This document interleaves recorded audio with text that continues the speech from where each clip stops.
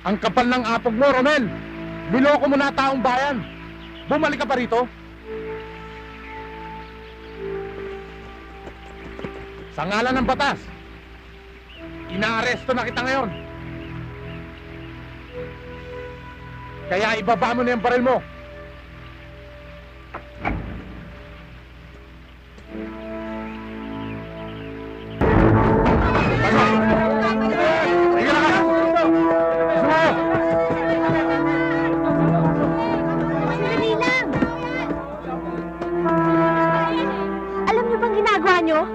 Huwag ka na makialam dito, Kara.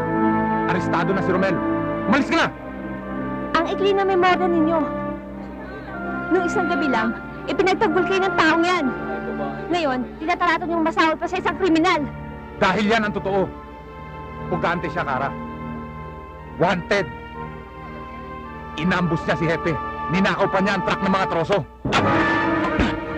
Pwede ba? Ako naman pakinggan niyo! Mali lahat ang paratang sa akin. Oo, inaamin ko. Natakas ako.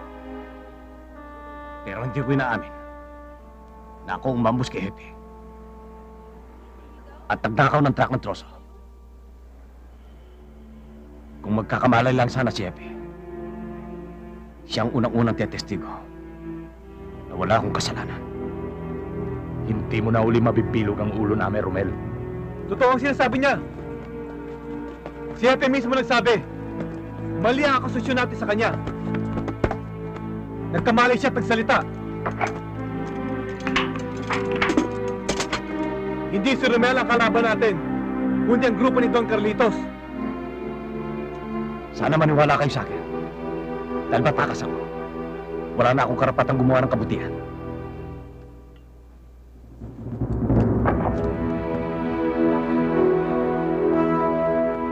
Sir.